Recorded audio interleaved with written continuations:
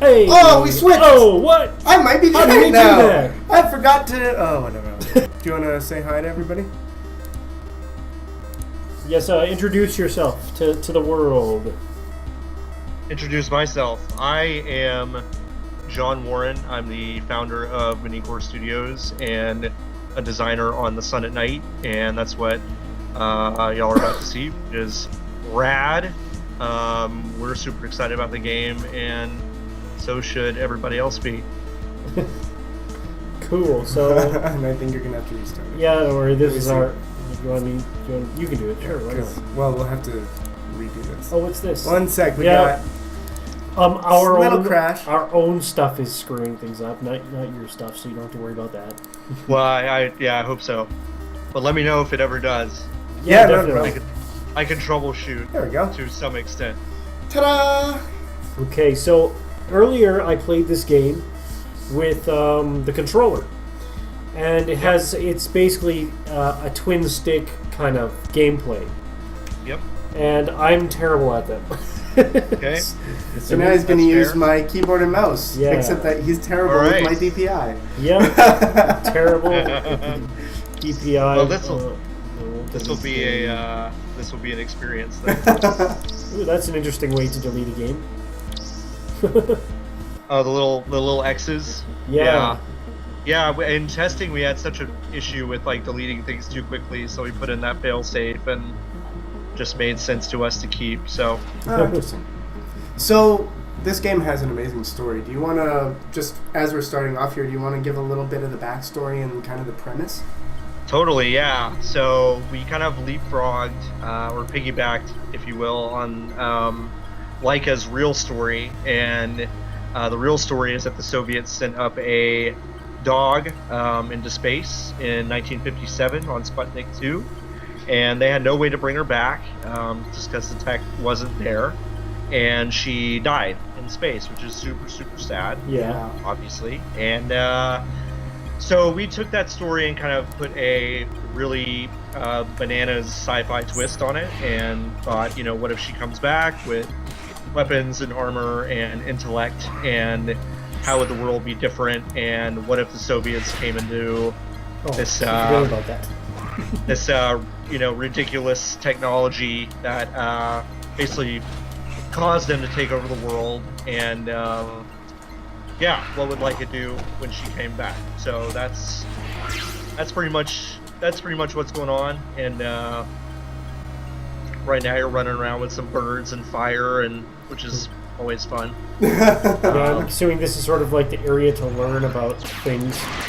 Yeah, it's part of that. Yeah, this little intro kind of teaches you how to do a few things, and hopefully doesn't drag on too long.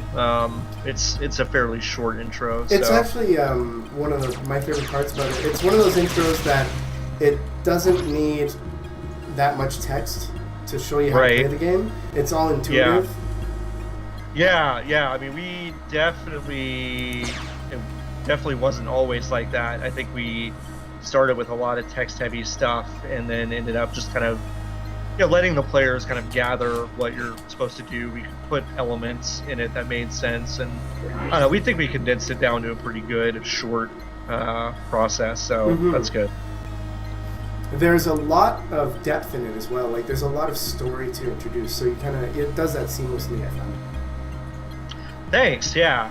We tried to really make it so it wasn't, try and think of a good example, but whenever you're playing The Legend of Zelda and Navi says, "Hey, hit the C buttons to do this," it's just takes you out of it for a second. So we tried to front load a lot of that stuff as much as possible, so it doesn't take you out of the experience.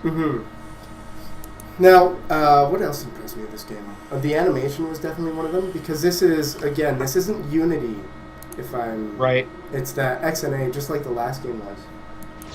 Yeah, it's XNA, used Mono Game to port it, which we haven't done yet, but we're in the process of doing, to Mac and Linux and consoles, and it's all XNA, and boy, does XNA have some limitations that we're not thrilled about. But when we started development on it, really back in 2011, XNA was still supported by Microsoft and was still kind of the jam for a lot of indies. So that was really what made sense. And by the time Unity made sense for all this 2D stuff, it was kind of too late. So that's what we stuck with. And yeah, our animation, our team is really probably our strongest suit. They're just really incredible at what they do. So we owe a lot of our success to them. Definitely. And you guys had a Kickstarter and it did get funded, if I remember correctly. Yeah, that it did not get funded. Oh no. Oh, interesting.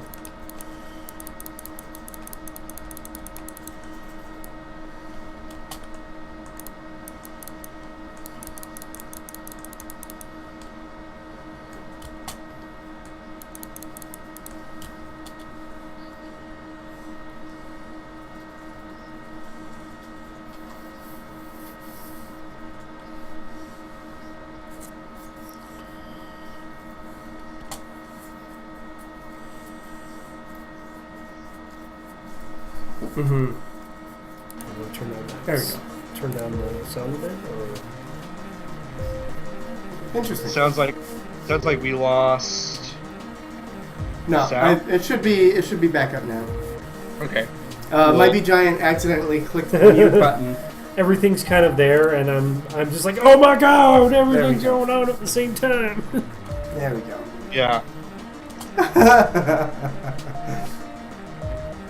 I gotta remember to just So go... what have been some of the greatest difficulties in developing the game? I think really finding a balance between kind of the world building and story stuff and just letting players take control. Because we never wanted to be a studio that makes these really, we don't want to be MGS. Like we don't want you to play for 10 minutes and watch an hour-long movie. So I think it was just really important for us to have players maintain as much control as possible. Meaningful player choices was also really difficult, kind of coming up with different branching things. And a lot of the choices you make, like if you don't go back and play again, you won't realize how impactful they were in terms of what kind of help you get and items you receive and different ways that the story goes. So kind of managing all of that in a bunch of spreadsheets and project management software was a lot of fun.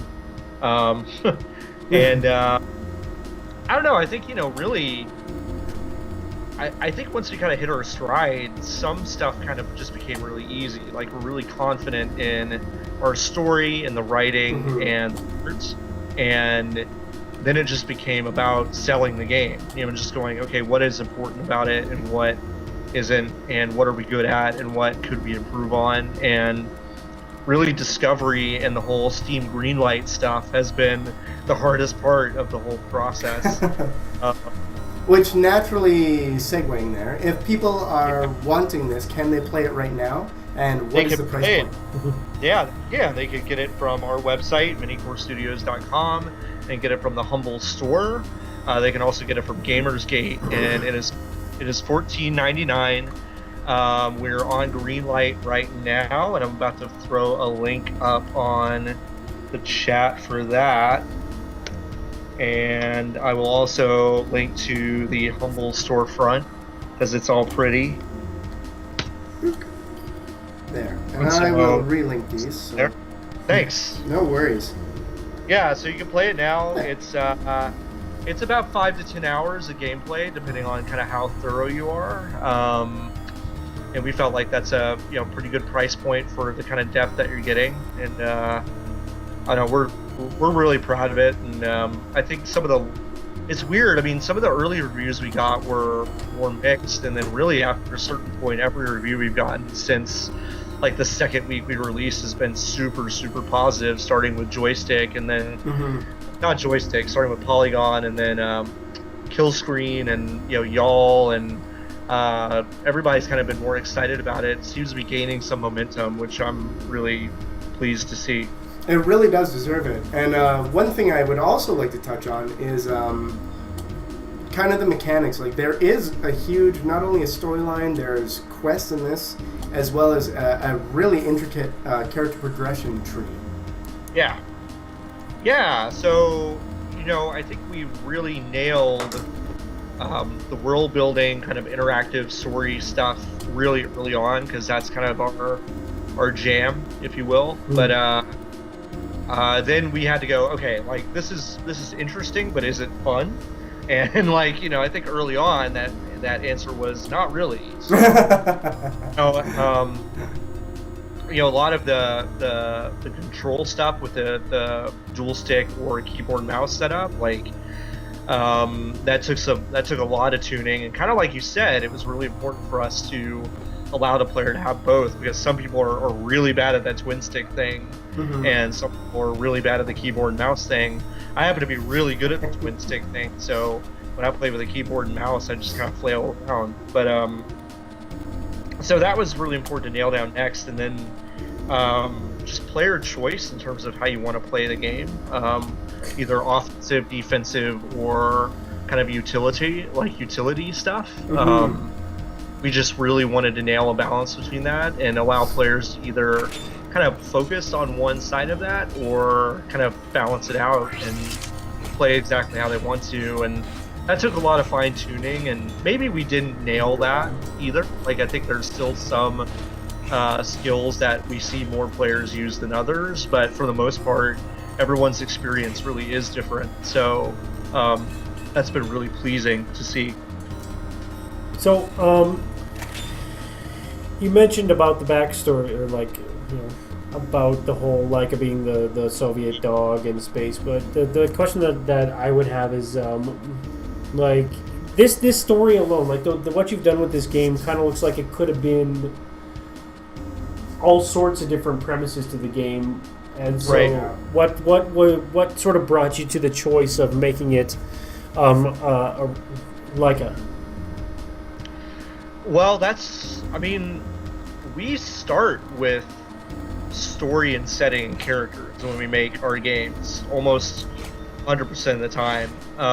And so it was really kind of coming up with the gameplay that matched kind of what we wanted to do. I mean, we knew a few of us, Peter is our creative director, and Peter and I really discussed early on making a game about Laika because we hadn't seen it before. And we know we've seen Laika in comics and a couple of cartoons and stuff like that, but really to have a game kind of focused on an alternate reality Laika, we hadn't seen it before. So we knew it was kind of insane, and we knew it would be polarizing, which it has been. But that was really, it was always about Laika. I mean, we knew we wanted to make a game about Laika, and I don't know, that's kind of where we started, and we kind of tailored the gameplay around what we wanted to see from a cyber-based dog, like what's the best way to show a cyber dog blowing up, cyber bears and stuff like that. I mean, it's still very much a game, and we want you to know that it's a game, but we wanted also to build this really intricate world around it, so you can kind of lose yourself in that too. One of my favorite statements that you guys made in your Kickstarter video was about how you're saying that it's this really, really kind of horrible tale about this poor dog, and you wanted to not make it right, but try and give her a better story or a better ending than she had in reality.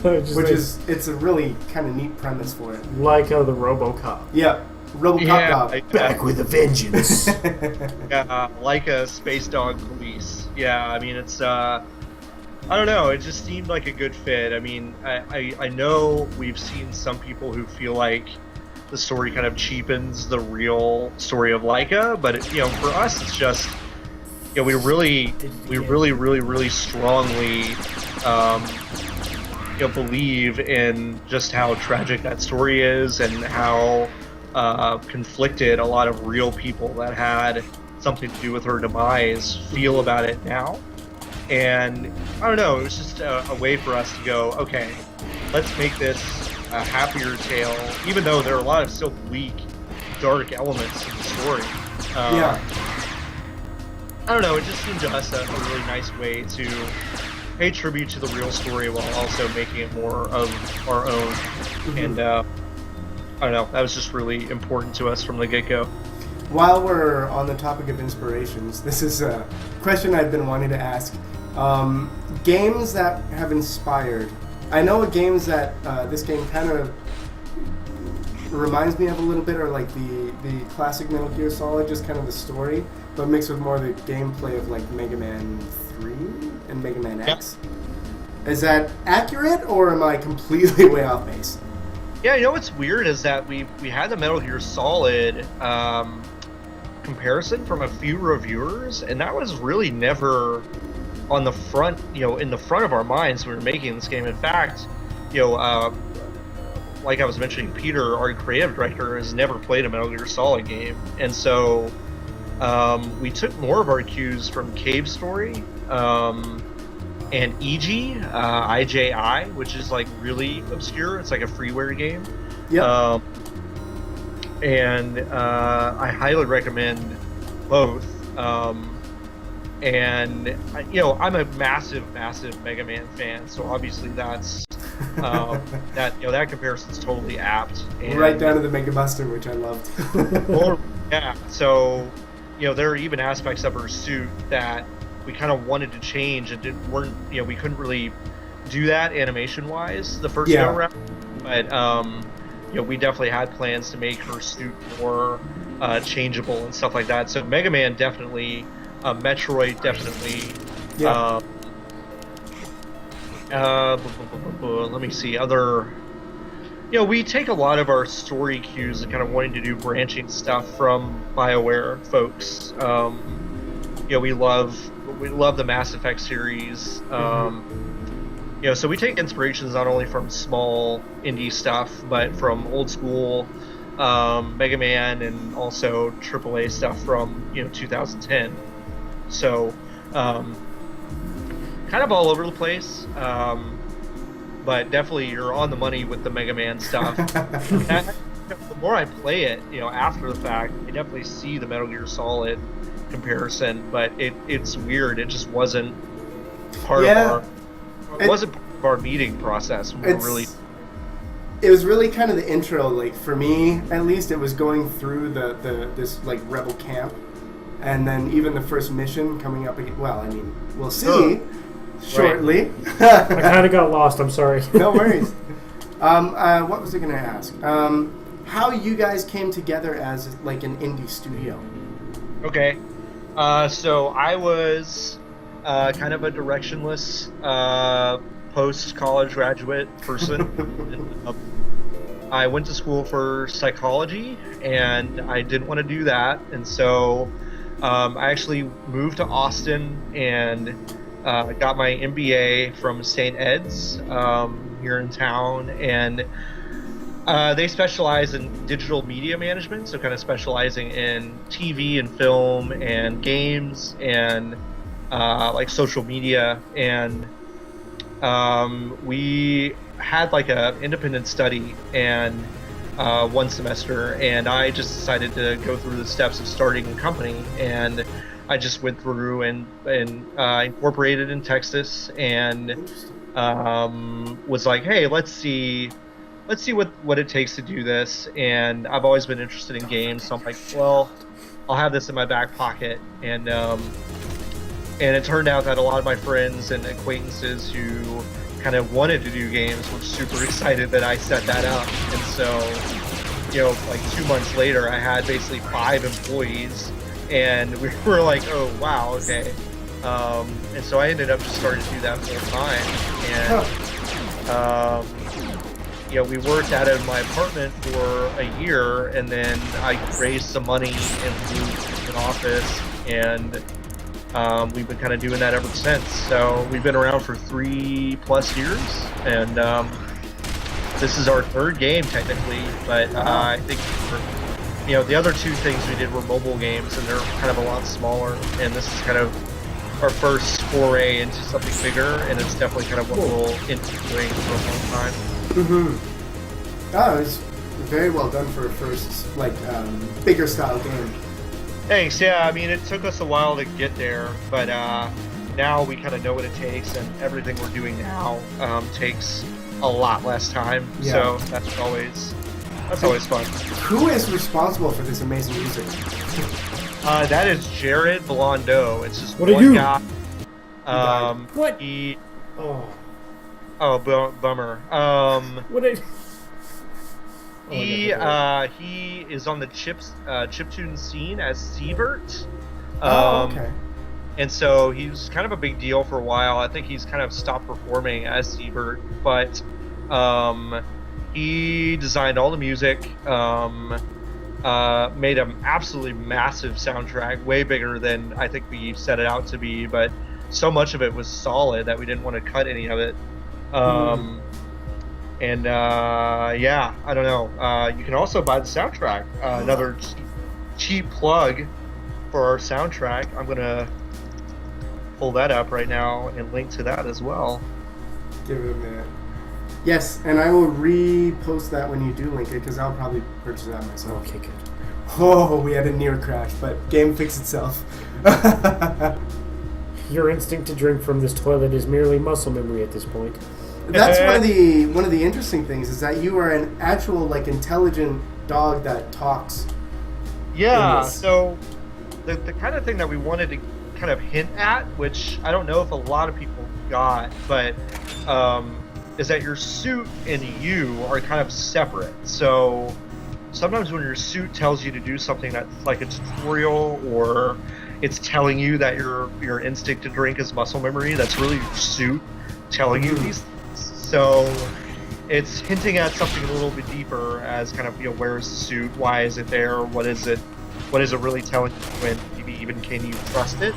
And Leica kind of still operates on her own dog-like sensibilities about loyalty and trusting people and wanting to be helpful. And yeah, that's one of the very first readables that we wrote, and I wrote that one. I wrote very few things in the game, but I wrote instinct to drink is merely muscle memory. I really appreciate and enjoy all the subtleties in the storyline, and all the subtext and subplots and all that kind of stuff too. Yeah. So subtlety is kind of it's weird. I mean, in a game with bears that shoot lasers, we love subtlety too. So it is a weird mix that we're very, very aware of. And the subtle stuff is really, I think, what we have the most fun creating. So I'm glad people are having fun with that. So I apologize for not talking much, but I'm trying to keep track of the storyline. Cool. It's pretty crazy. It's very in depth. I can tell you, the first couple hours that I played when I was playing it for the review, the one thing I learned, it was interesting because you're a dog, so you're supposed to be very loyal to your masters and whatnot. Yeah. But within a couple of hours, I have no idea who I can trust. I have no idea who I want to be doing things for. It's crazy. Yeah. So that's awesome. That's kind of exactly what we wanted, and I think we wanted to instill that sense of, okay, yeah, you can trust these people that rescued you, and then 2 hours later, you're like, well, hold up, uh-oh. I don't really know if I can, and so I think that definitely becomes more important as you get through the game, and by the last level, you're kind of just, you really have no idea, and I don't know, it's kind of sad because we don't want to really relive the whole sad aspects of Leica's actual history, but you do feel you kind of feel for her as she kind of helplessly follows some people, and you don't really know who to trust. So. So one thing we haven't touched on here, it's really interesting because there is a huge leveling up mechanic in this game, with a lot of progression. But you can see that Mighty Giant hasn't done any of it yet, which means that this game is also very high skill, high reward, which I find is it's interesting because it's easy to learn, hard to master. Right. And if you can, then it rewards you very, very well that way. But I wanted to talk about the progression because I know that there are a lot of different weapons you can use. Are those found in the game, or do you unlock those with the points and whatnot? So you find the weapons. It's still kind of like Metroid. The higher level weapons are really hard to find early in the game, but eventually every weapon is kind of laid at your feet.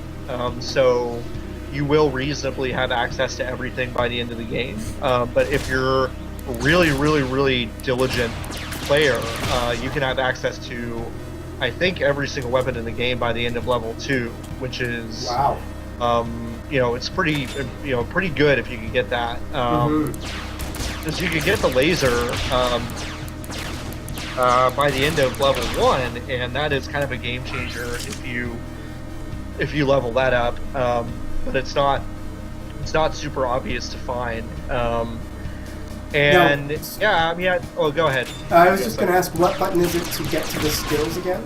Just so so if you go to pause, which I believe is escape on keyboard, it pulls up a whole bunch of stuff, like your map and your skills and inventory and all that jazz, and you'll be able to go to your skill trees and spend your nano batteries, which are basically the points that you'll use.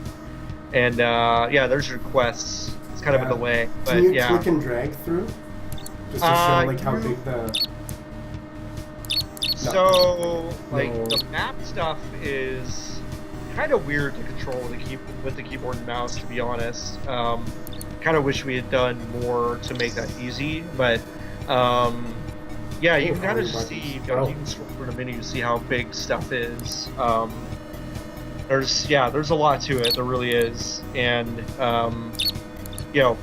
basically we tried to balance it out. So if you want to balance everything out, you can kind of do that, but if you want to focus on one tree, you can still pretty much max that out by the end of the game.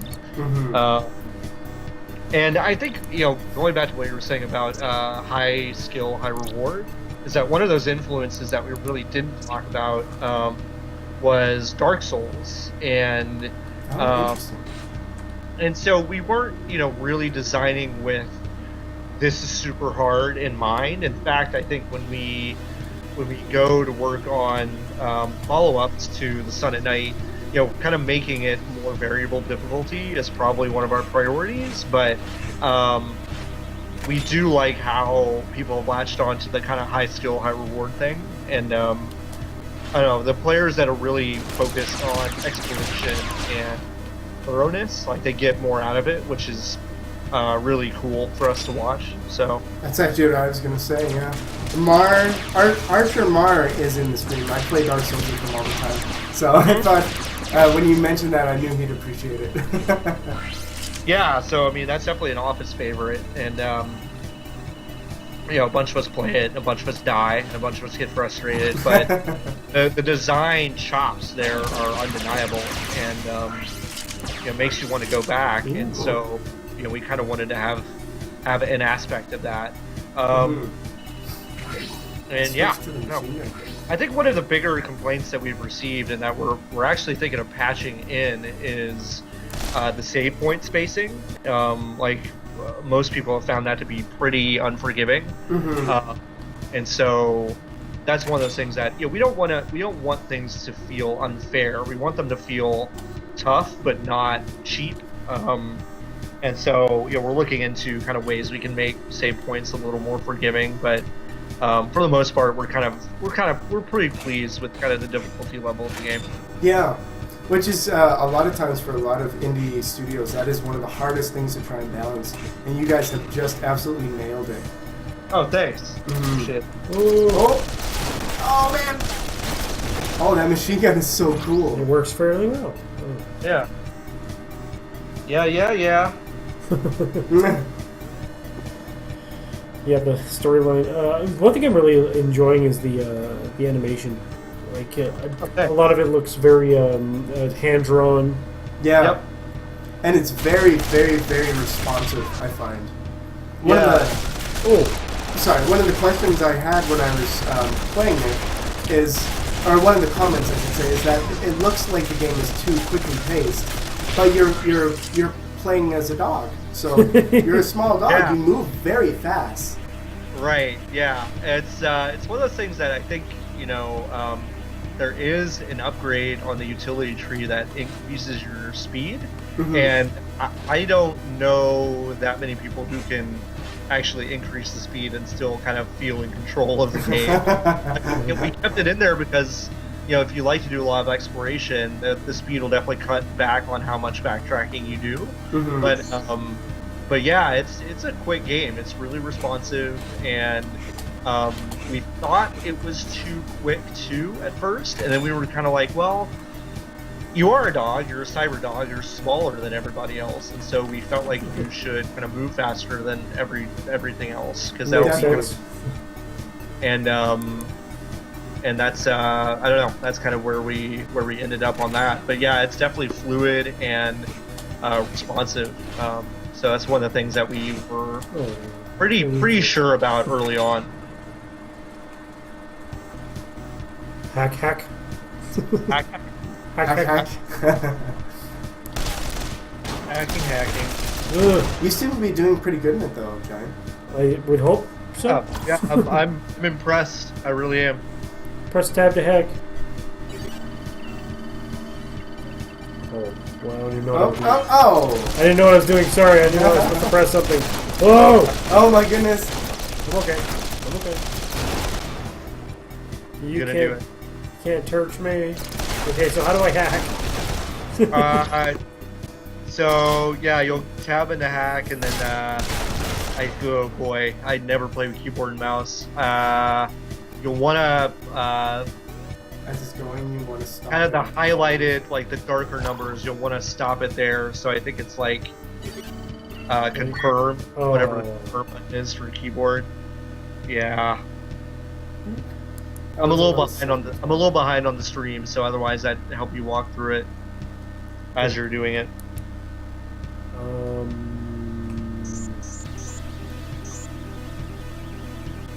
There you go. Not doing anything. Oh, can you escape or anything? I think we just something just happened. Did we break it? I think I broke it. Did you? Great. I pressed E. That's all Why'd I you break did. it? What? I can still hear things. Yeah, no, it sounds nice. Oh, weird. Well, that's a crash we haven't seen before. Yeah. Like, was in? Always happens to the average Giants. Yeah, we're here to help. Oh. So what do I want to do from here? Well, you probably just have to restart it, but you have the save point. If you have the one save point. All right. Let's Yeah. restart this.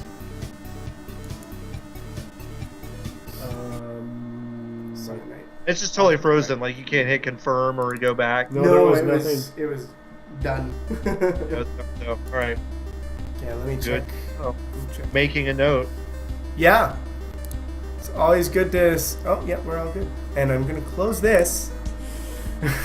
So I don't mute it. Oh yeah, that's not bad. You might not have your machine gun anymore. Oh no! One name.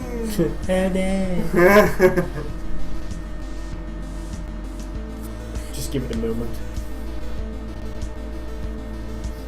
Yeah, I think Mega Pie Man nailed that. Only way to know it needs to be fixed is to break it. Yeah, no, it's totally true. I mean, I think it's always it's such a cliche, but it's like whenever we go to conferences or whatever, we have a build and it's like so stable. Set up, breaks immediately. I mean, I remember even though everybody seems to hate this guy, I remember watching Indie Game the movie and I really felt for Phil Fish because like that shit just happens sometimes. Like you just get there and something happens and it's really bonkers. It's really frustrating, and I've been there. So yeah, I don't think we've had a single actual episode that we haven't broken something though. It's like breaking it. I'm always I was like always kind of embarrassed at first. No, not at all. When people break the game, and I'm like, nope, like this is perfect, good. So was it? I always love finding the combinations of stuff to break it. I mean, I think Shelly, who does a lot of our marketing stuff, who doesn't Yeah. play a lot of games. Like, all we do is hand her a controller and go, hey, like, run around, do stuff. She invariably breaks our most stable build. You know, it's like all these people play games all the time, never break anything. Yeah. And she picks it up, breaks stuff all the time. It's awesome. It's great. Reminds me of Chunk from the Goonies. Just give it to him, he'll break it. Yeah. Hey, You know, exactly. always take a page out of Goat Simulator's book.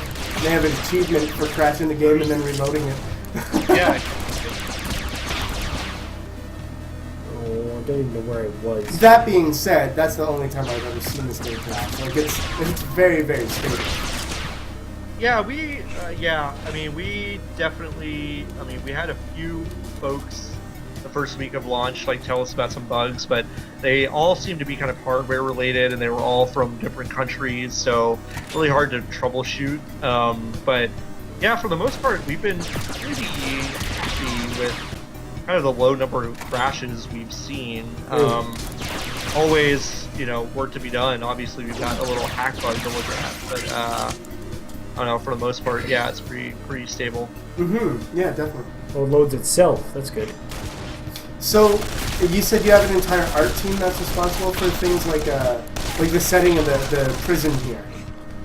Yeah, so we don't outsource any of our stuff. It's just these 4 local artists in Austin, and they work in-house, and they are amazing.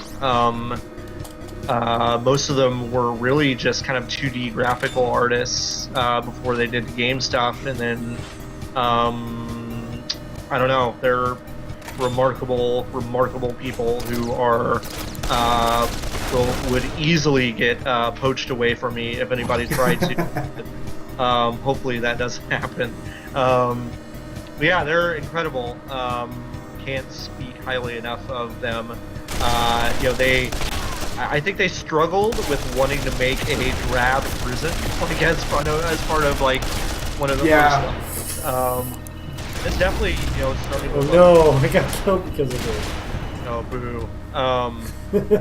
Definitely like level 2 and 3 and 4 are a little more varied in terms of kind of visual, you know, visual stuff. But I don't know, they did a great job with both the mundane and exceptionally interesting stuff.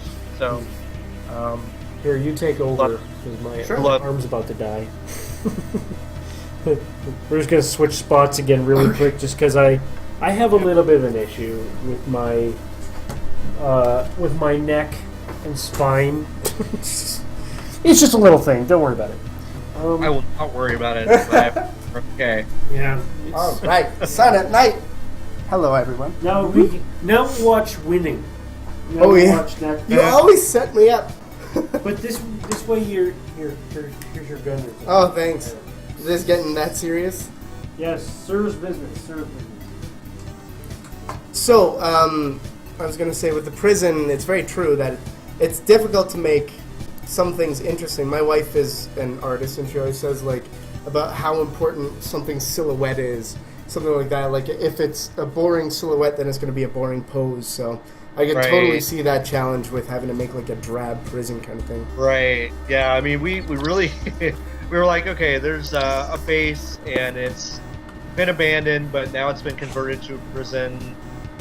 Would that be exciting? Like, nope, not really. So, you know, it's like we try to make other stuff exciting, and you know, you get farther into the level, you got some exteriors and some like missile silos, and there's kind of a robot testing facility, which is a little more visually interesting. Yeah, that's cool.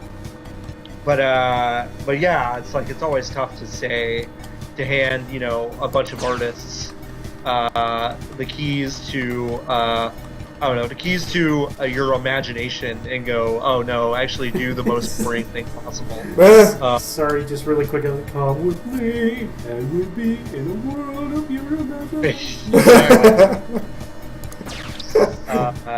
Yeah. No, it's hard to do that, but I don't know. They're up for the challenge, and there were definitely later in the game. There's a whale with like a missile launcher attached to its belly, so it's like they were definitely able to branch out from the boring prison stuff. So did I break that too? Yep, you broke it. Oh no, it's because you gotta check the radio. It says the nearby radio crackles. Oh, Yeah, right. yeah. Right. Yeah. Yeah, right there. Oh, what was that? Oh, Yeah, pure win, right? yeah. So win. Amazing win. So much wind that my own computer froze. Great. You want my... No, it's back. I just had to redo it. So these are all hand-drawn? Was that... I Yep. heard that correctly? That's crazy. Oh, it actually is all hand drawn. Okay. It is all hand drawn. Yep. Wow. They've got their little Wacom tablets, and they slave away, and yeah, it's awesome watching them work. Sound familiar, Amber? My wife's beside me doing the same thing. Yeah, exactly. Yeah, so it's just they're amazing. They do. I'm definitely more on design side and business side. So whenever I watch them work, I'm just kind of in awe because I don't have an artistic bone in my body. And so it's pretty incredible. But yeah, it's all hand drawn stuff. Wow. The environments, the animations, the character models, everything. So. How difficult was it making all the game mechanics like fair between everything? So like gives you makes it so you want to go through everything, giving it all a shot. Yeah, so like with the offensive skill tree, which you were just in, like everything is fairly cheap, but there are a lot of options. So when you go into the defensive tree, there are less options, but everything's kind of more expensive because we feel like the trade-off is kind of bigger. You're getting these mechanics that basically allow you to block damage, so we feel like that's weighted more heavily than kind of small increases in firepower. So that was fairly difficult, and I think we did an okay job there.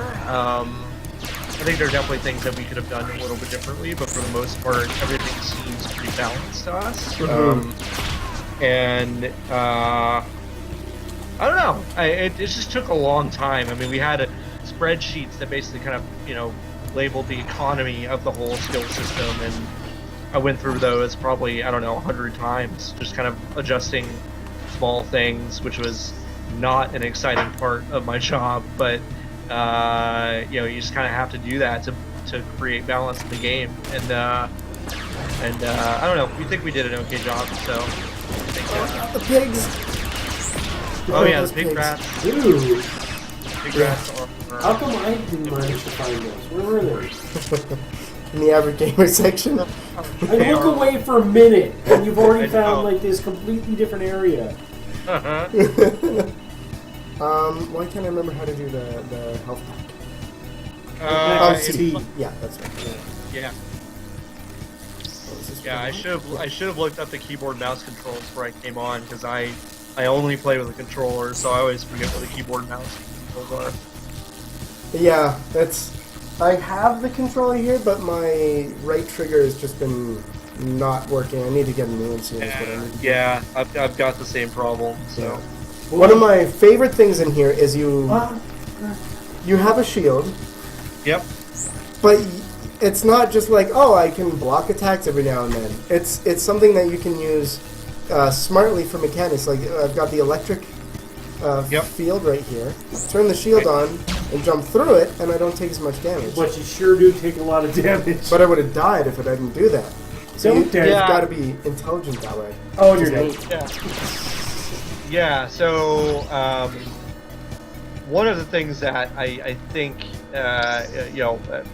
between you and me and everybody on the stream that will probably patch is like there's a DPS kind of, I don't know if it's a bug, but it's kind of a problem where if you jump through the electric with the shield, sometimes it just like takes like very little damage, but sometimes it totally drains your shield, which is not really what it's supposed to do. It's supposed to protect you pretty heavily. So you can see that better with like fire and like poison. Oh yeah. That's in the second level. But yeah, it's like you're supposed to just use the shield.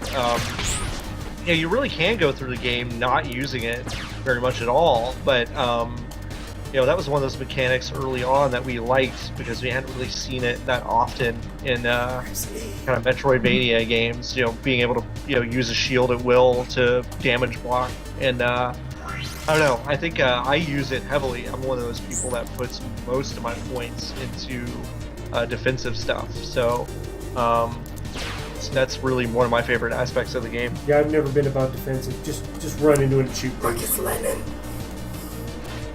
No, it's not.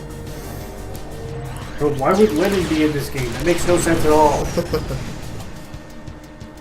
Oh, grenades. And shield buff. That lightning just packs an extra wallop.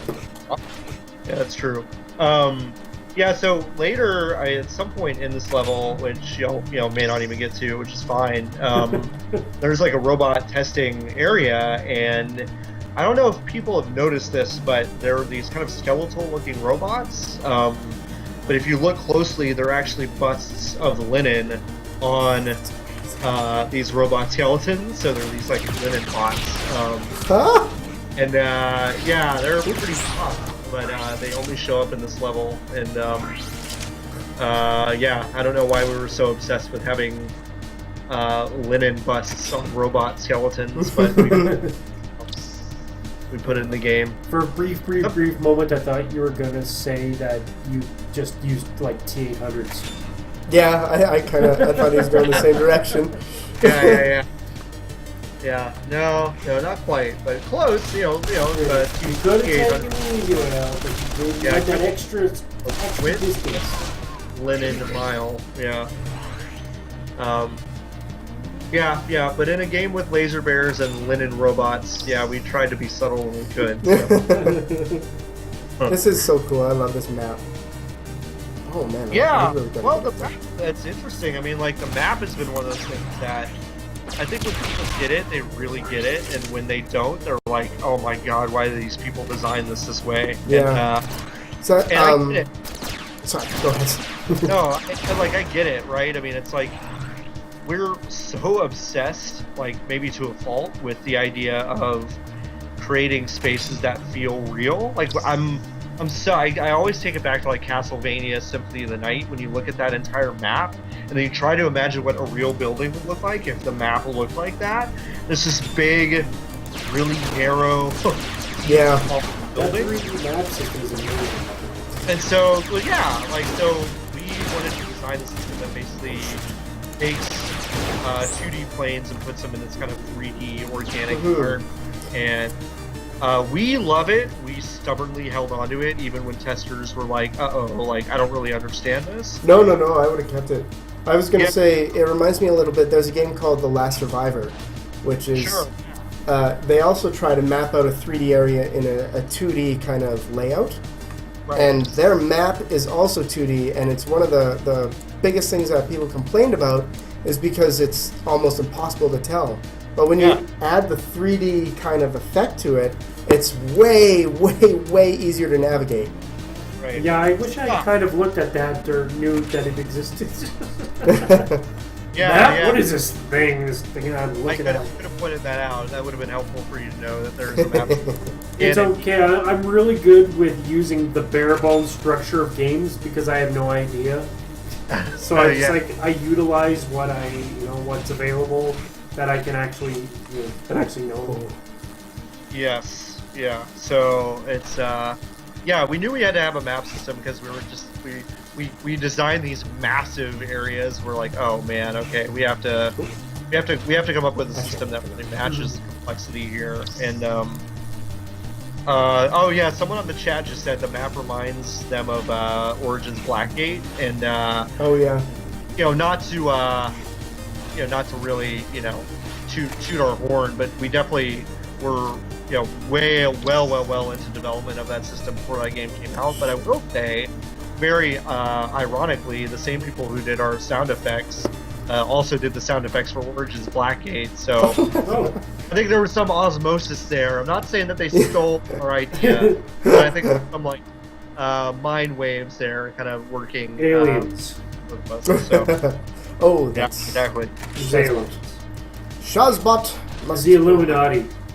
I still need to play that game, actually. I mean, I've heard there are a lot of similarities between Blackgate Origins and Sun and Night, so I'm kind of curious, and you know, I'm a sucker for the Arkham games, so I need to pick that up. Well, you know, it's not that bad being compared to something that's maybe not AAA, but it definitely has a budget.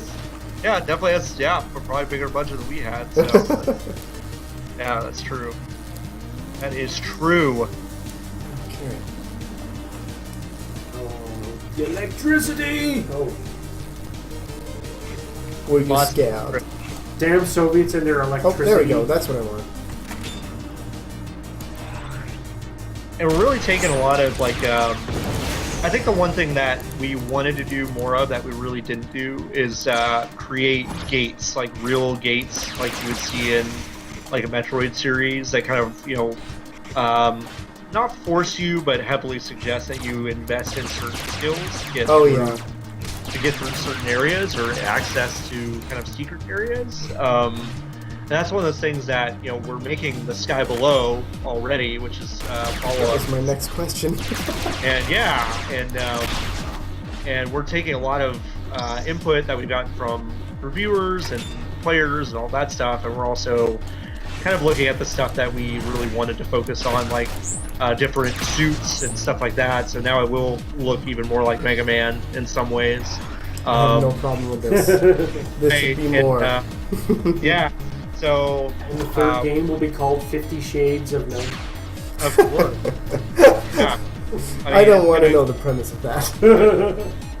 Well, you know, like you know, she's got human intellect now, so. Oh man. That's going down a dark path. Yes, it is. But yeah, like, I don't know, we're excited about that. We're excited about you know, we're working really hard to put Sun and Night on PlayStation 4 and Vita and Wii U, as well as Mac and Linux. And so hopefully that's all going to be done in the next few months, and hopefully just open us up to a wider audience. And getting on Steam is one of those things that we're like really waiting for, and so it's that's been a really big uphill battle, and hopefully we can hit that mark soon. Mm-hmm. Vinny says we'll have to bring you back for the Sky Below. Oh heck yeah! Please, yeah. I mean, I think already I can tell you that the art, we're kind of doubling down on the art, and we're doubling down on a lot of the subtlety, and doubling down on a lot of the craziness that you've seen in the Sun and Night. So we're already really excited about the Sky Below, and the Sky Below Bullet Hell Dome. Yeah. Well, there's a lot of shmup stuff that we're definitely putting in. So it's I don't know. You'll see a lot of actually. What's weird is that there are actually some professional wrestling influences in the Sky Below, which I can't even.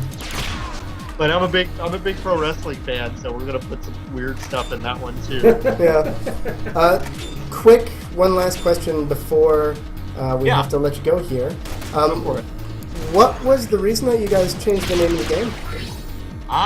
So that is a big legal issue where for a year and a half we were doing a lot of like marketing stuff as Leica Believes, and like a year and a half into that process, we got a letter from Leica, the animation studio, who's made Paranorman and Coraline, and those are both awesome movies. Like, I love them. Yeah, totally. And they were like, "Hey, like, you're using Leica in a title, and we don't like that. So, what are you gonna do about it?" And we were like, "Well, you know, she's a historical figure. I guess we figured we could do that."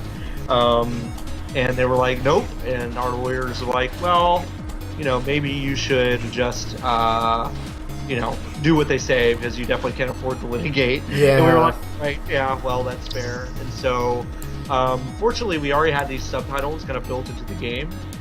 So we just changed the whole title to The Sun at Night and then The Sky Below. And then our hypothetical third chapter will be called A Single Star. So that's kind of where we ended up. And it really wasn't a big deal, but it was kind of a pain in the butt for a while there. Yeah. Interesting. I was really curious as to that, because they're both really good names. So. Mm-hmm. Yeah. Well, thanks. We appreciate it. Not a problem. But I think that We're already going overtime. Yeah, we are officially out of time for the night. So thank you for giving us an hour of your time, and apologies for cutting it so close with Oh no! Everything. For some reason, PAX does that. Oh my god, yeah. I think game development does that in general, so I'm not too worried about it. Yeah, very true. But yeah, just feel free to let us know when you have the next game available, and we'll bring it back on in a heartbeat. Awesome. Thanks. And thanks to all the people who watched. Yeah. And I guess thank everybody for stopping by the Average Joe's show, and we will be back next week with some more great. Oh boy, you're gonna die. You're gonna die. Windows Explorer is crashing around me.